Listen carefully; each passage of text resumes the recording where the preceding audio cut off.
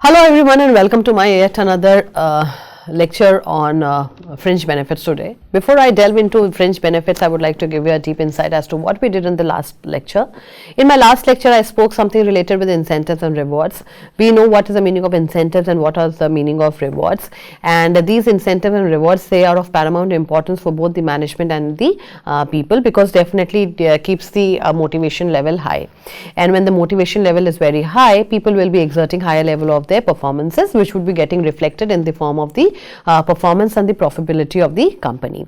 Now today what I'm going to discuss is a very exciting topic, my dear friends, and this happens to be one of my favorite topics also, and it talks about something which is known as fringe benefits. Now we know that everyone is getting salary, and money is a big motivating factor, right? So anything which you get apart from your salary will be an kind of an icing on the cake. So who doesn't love that icing on the cake? So any company who's providing you with the different kind of benefits apart from those salaries, those benefits are actually termed as the fringe benefits, and they can be different forms of the fringe benefits also. So let's quickly take a look at the fringe benefits. So anything which a person they are drawing above and over their salary, basic salary, is known as the fringe benefits, and these fringe benefits are universal to all the employees and all are compulsory by law. For example, there can be some kind of health insurance benefits that have to be given. So it's like more or less it can be as per the position of the person, or it could be because of the job profile of the person that the person is getting these benefits. So one thing that which you have to bear in mind is that what is the need for fringe benefits actually. So because as we know that we as an individual, we always have the habit of retaliation. We always switch from one place to the other. So if the person is getting higher benefits and better salary figures, definitely the person will switch, and if the person is most productive one, then what the company does. So in that case, the company makes it a point that the company offers a lot of benefits in a kitty or in a package, so that the person doesn't leave. There are certain fringe benefits which are common to all of them, and there would be certain benefits that would be given to certain segment of the employees only. So there can be, for example, benefits like retirement planning or free breakfast or membership, transportation, all those things which are actually given by the company to the people. Now there are certain reasons as to why employers offer fringe benefit. Definitely it is like employee wellness. Now this is a new term which has come up to you, employee wellness, because everyone feels happy and satisfied with anything which they get free of cost. So anything which they get anything in addition, so it will definitely enhance the wellness of the people. Then public perception and the employee engagement. Companies that provide additional benefits stand out in the market and can attract more employees and aspirants. Also, the existing employees work harder when they are reassured with such support. Now if people they get assurance that okay, if you do this, you are going to get something like this, if you do this, you are going to get the incentive rewards, or you will be rewarded in such a way. So naturally then people will start working in a better way. Now what happens in the case of fringe benefits? We have to bear in mind that there are three important words which I have repeatedly used in my book also. That is the TRS, trust, respect and support. So how you actually get the trust of the company, or how company gets your trust. So it's more or a mutual way that okay, the people are performing well and the company is rewarding them in the best possible manner. So once the trust level is very high, the commitment level is very high, the focus level is very high, definitely you will be commanding a lot of respect, and once you have respect, there can be kind of support that you can get. The company will also support you, and the company also expects its employees to support the company at times of need. So definitely it will lead to the enhancement of TRS. Now as you can see on the screen also, they talks about the objectives of fringe benefits. So what you have to bear in mind that fringe benefits are nothing but anything which you get above and above your salary is known as fringe benefits. Now there are certain benefits which includes the employee welfare. Now employee welfare can improve the definitely by health, safety, care or retirement benefits can be given to the people, and we have to go we have to understand that it is very, very essential from the point of maintaining the harmonious industrial relation also. Now the second point it talks about the employee morale. So we have discussed a lot of things related with motivation and morale. So anything which you get in addition, as I told you, that would be a kind of an icing on the cake. So any kind of benefits that the company offers you above and above your salary, so definitely it will increase in the motivation and the morale level of the group on the whole. So one of the biggest objective of the fringe benefits, that it helps in boosting up the morale and the motivation level of the individuals. Then employee retention fringe benefits can help attract and retain the talent. As we all know that all the companies, they would like to cut corners. So naturally they would like to retain the best people, or maybe the most productive people of the company. They would be retained in the company. Reason being, because if they know if the rate of turnover is very high. What is the meaning of turnover? Turnover is nothing but it's just the rate at which the new people are joining the organization and the old ones are leaving the one. So if there's a lot of shuffling, or if the rate of turnover is very high, then definitely it will cost the company very high in terms of money and time and resources. Then as you can see on the screen, that it's a kind of a cost effective compensation that is actually given to the people. And it's like we know that there is a big word which is known as a tax. So everybody actually feels the burden of paying a direct tax. So if a person is paid a higher salary, then actually the person, if the person falls in the 30% slab, then a lot of money would definitely go in the form of taxes. So the person may be demotivated. But on the other hand, if the person is given some kind of benefits which are non-taxable, so again it brings a big smile on the face of the individuals.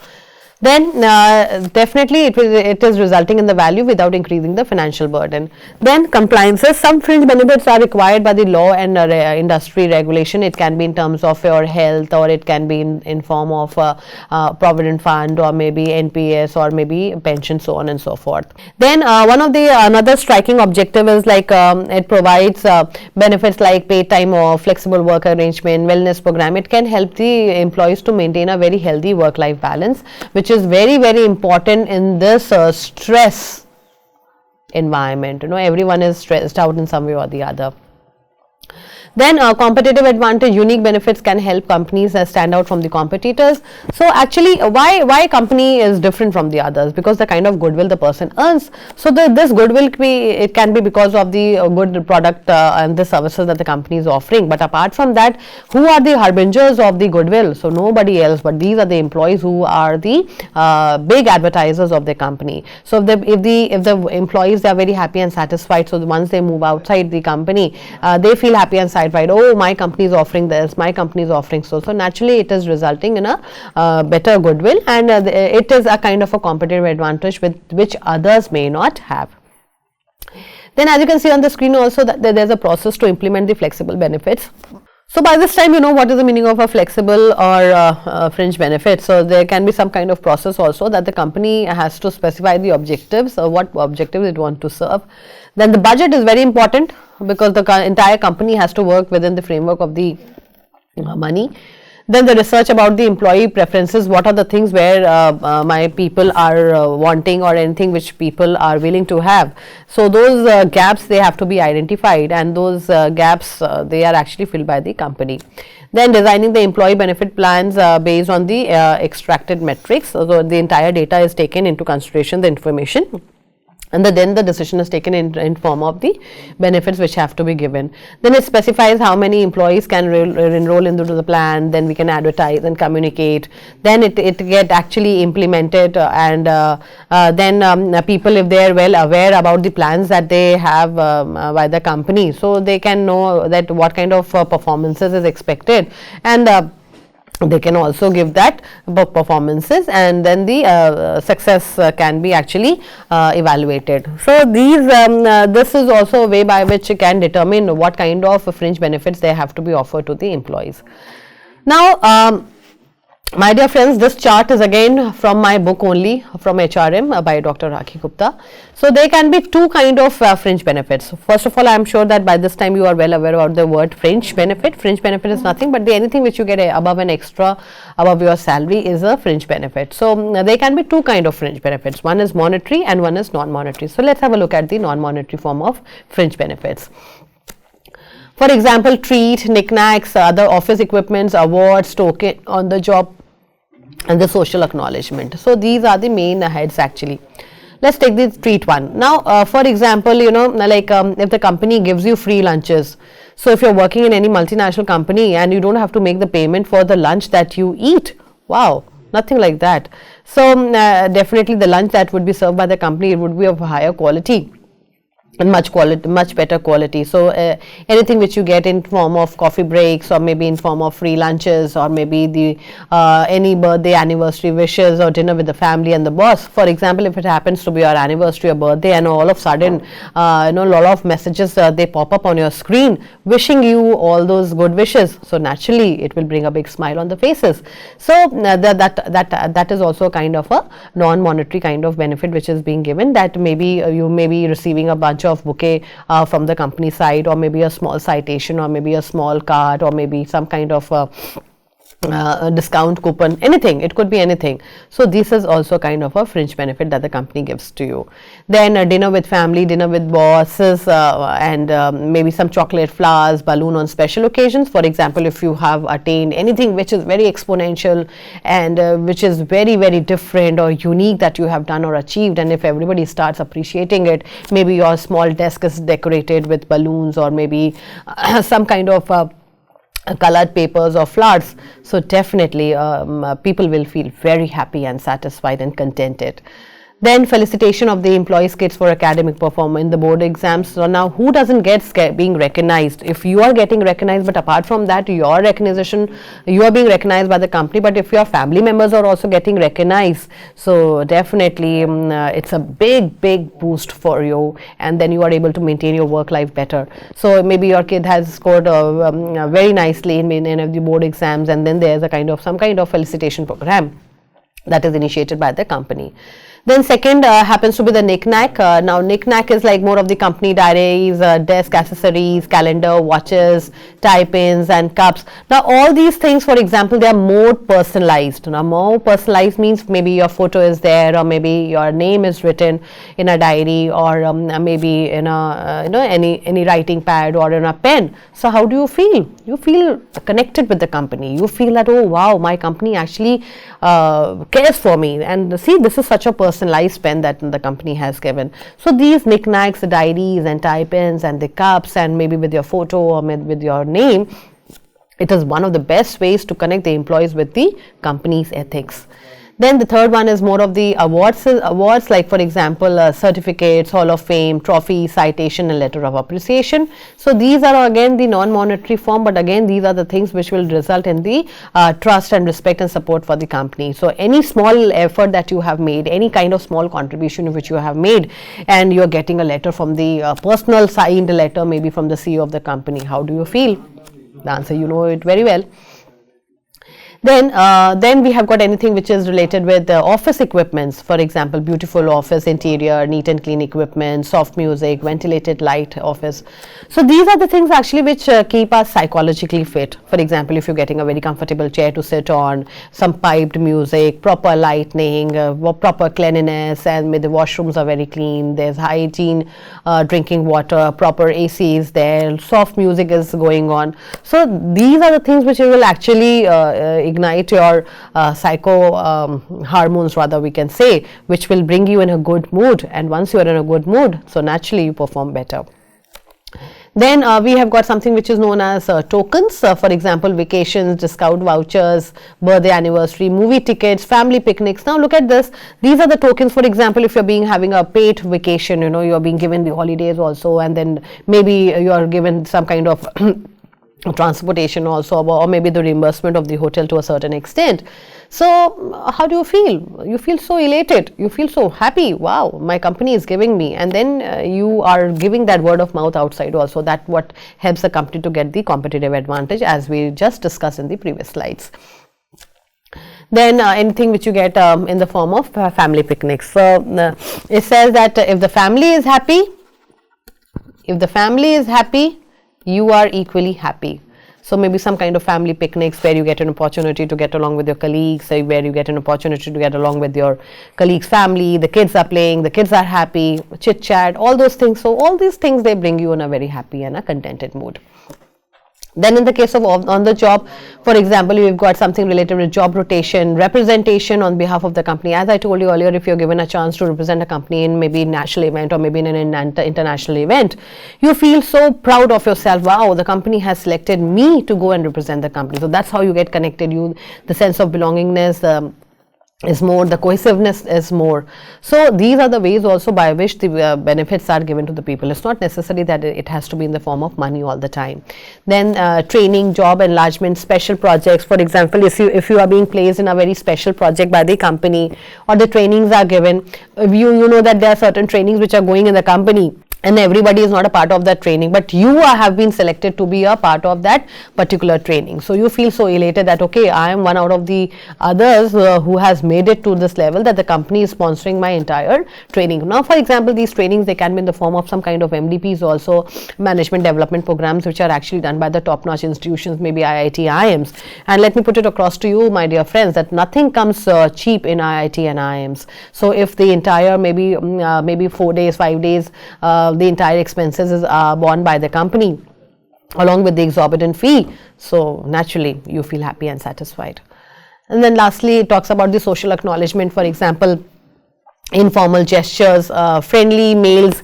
Now, informal gestures, for example, if the company CEO has come in, and if the company CEO or maybe any other top executive has entered the company, and you are being given a chance to shake hands with him or anything like that. So it's a kind of an acknowledgement for you that, okay, you have been selected amongst you all to enter into that premises. Then rewards and recognition in office. These can be the informal and the formal part. As I told you, there can be some kind of formal functions that can be initiated.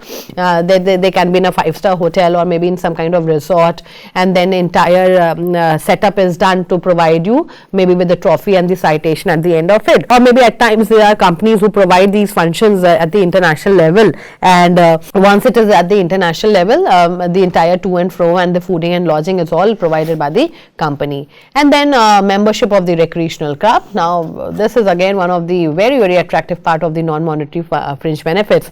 Now there are everyone needs some kind of recreation, so and there are different ways of de-stressing themselves. So there can be at the times there can be different recreational clubs in the particular area whose membership may be very exorbitant, but in case of that membership is being paid by the company, how do you feel? I'm sure it brings a big smile and you feel happy and contented again. Then those were the actually non-monetary form of benefits. Now today again on this sheet that you on the slide that you can say, it's again taken from my book HRM by Dr. Rakhi, and it took me a long time to draft all these monetary benefits when I was writing my book. So here are the monetary ways. Now as I told you that money is a big motivating factor for everyone. So money is indeed a motivating factor, but for them it may not be. So, and who are the people? They are the ones who are sitting at a very high level of the company, or maybe who are highly paid jobs, maybe some kind of small incentives or bonuses, they do not motivate them, but still for the majority of the people money is a big motivating factor. So for example, payment for the time not work. Naturally the time period for which you have not worked and you are being paid, nothing like that. So like it's like holidays that one gets. There can be some kind of apart from the gazetted holidays or maybe the restricted holidays, there may be some other kind of holidays that can be sanctioned to the people. Holiday premium. Now what is the meaning of holiday premium? For example, if there's a holiday, so you would like to enjoy or maybe rest at home or maybe have a good time with your family, but holiday premium is like supposing if you're coming to the office and working, so maybe some kind of money is given to you in form of money, maybe 1 day salary is being given to you. So again, it's a kind of a motivating factor.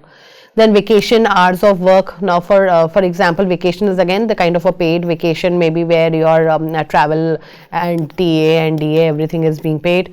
And hours of work, for example there is some kind of flexibility which can be given to you in terms of hours of work. For example, if you have to work from 8 to 9 hours, and it says that okay, if you can work to 6 and 7 hours, or maybe you can only work for 5 hours, and the company says that you work whether you work for 5 hours or whether you work for 8 hours, the company is only concerned with the productivity. So if that kind of flexibility is given to the individual, so definitely it's a big motivating factor. Then holiday pay and the shift premium. Shift premium is something like people who are working on the night shift, they may be given a shift premium. That night shift premium can be given to them. So definitely nobody would like to work on a night shift, they would like to work in the normal course of life. So in case if the premium is associated with it, then people may give the nod to continue with their maybe the night shift, or maybe the odd timing shift, rather we can say like that. Then the second which you see on the screen is all related with the employee security. Now some kind of refreshment compensation or the layoff compensation is given. Now refreshment compensation is like for example, the company said that okay, if you are traveling to certain place, you can have your you can eat anything, you can dine anywhere, or it could be in the form of that if there is a canteen in a company, and then it's maybe the very hygiene and very sumptuous food is always served, then the company can give you the compensation of that. Okay, the consensualized food can be provided to people. Then layoff compensation. Now layoff is basically nothing, it's a condition, is the inability of the employer to give employment to the people on various accounts. So if people have been laid off, then the compensation is also being paid to them. So it's a kind of a big thing, because what happens is, if the company is not doing well, or if the company is unable to provide the employment to the people, so there are more chances that the people, they can be retrenched. And the moment the people are retrenched, maybe they may not be paid that kind of money. Maybe the money which they are entitled, they may be paid. But if they are being paid, the layoff for compensation is being paid, then it's a big thing. Then in the form of safety and health, for example, workmen compensation. Now workmen compensation, my dear friends, as we have discussed in the previous also, that there are certain laws which have to be implemented for the benefit of the people in the form of incentives and rewards. So one such is related with the Workmen Compensation Act of 1923. So there are companies who implement this Workmen Compensation Act, there may be companies who may not, and the companies who implement Workmen Compensation Act of 1923, they may not be doing the ESI, that the Employee State Insurance Act. So again, if these acts are being implemented properly, and people are given that kind of benefit, so naturally it's a kind of a monetary reward. So there are different categories in the form of this compensation also.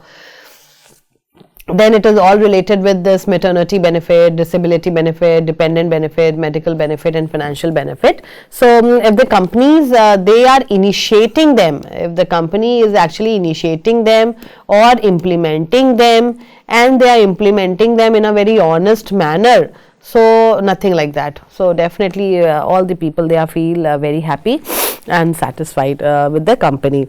So any kind of comprehensive compensation package, we can put it like this also, that any kind of a comprehensive compensation package which is offered by the employers to the employees will definitely be driving force in better performances of the employee.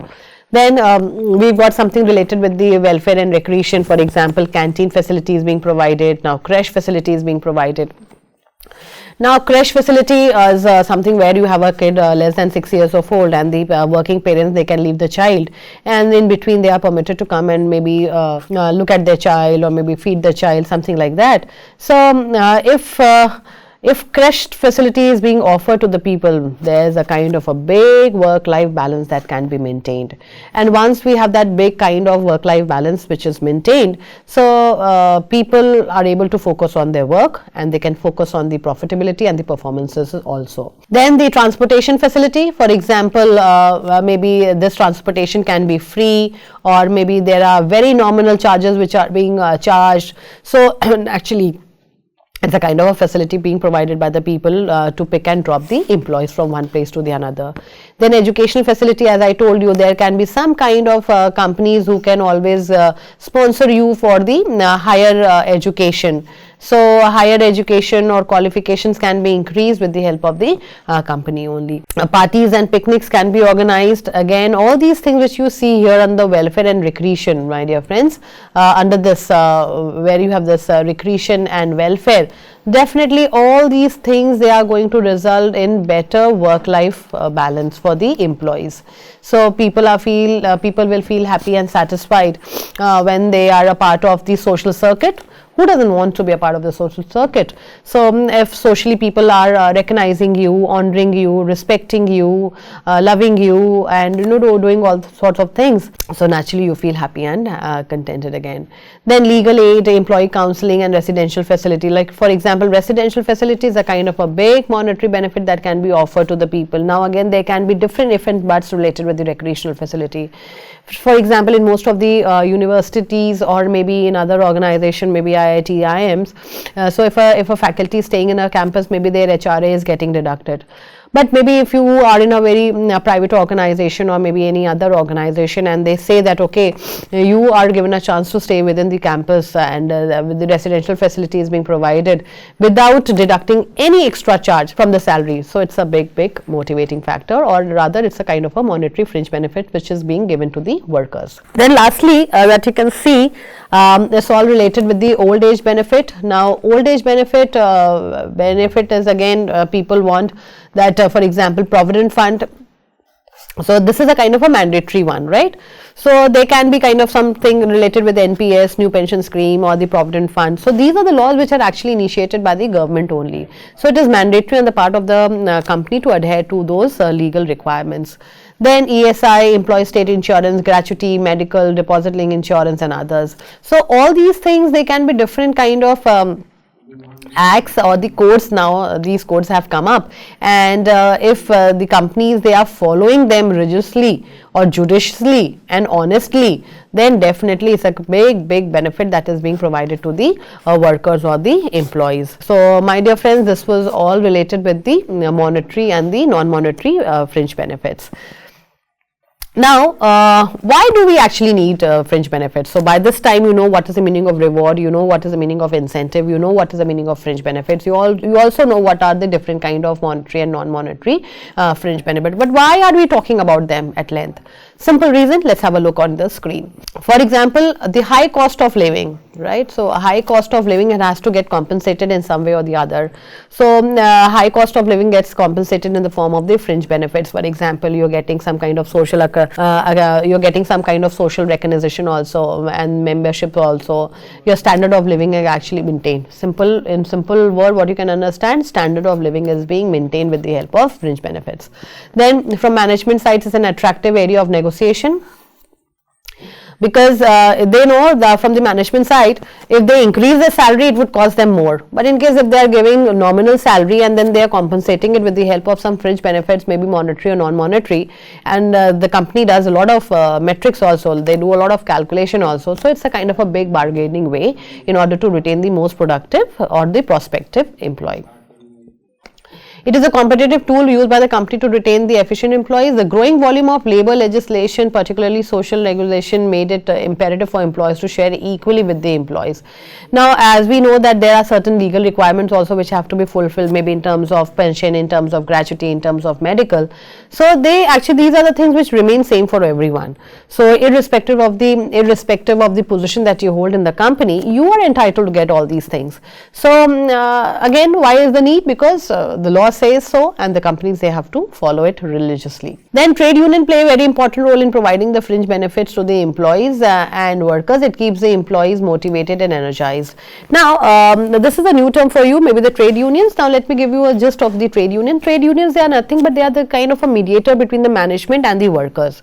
So any worker or employee who's associated with any kind of trade union, they feel very happy and elated, and there is a sense of participation, there is a sense of cohesiveness, and they feel that in future, if we want anything to be implemented from the management side, they can only get it with the help of trade unions. So trade unions, they play a very crucial role in mediating the terms of employment between the management and the workers. So fringe benefits, they can always, trade unions, they can also negotiate the fringe benefits for the benefit of the workers. Then the major stimulus for the expansion of fringe benefits is that they are non-taxable.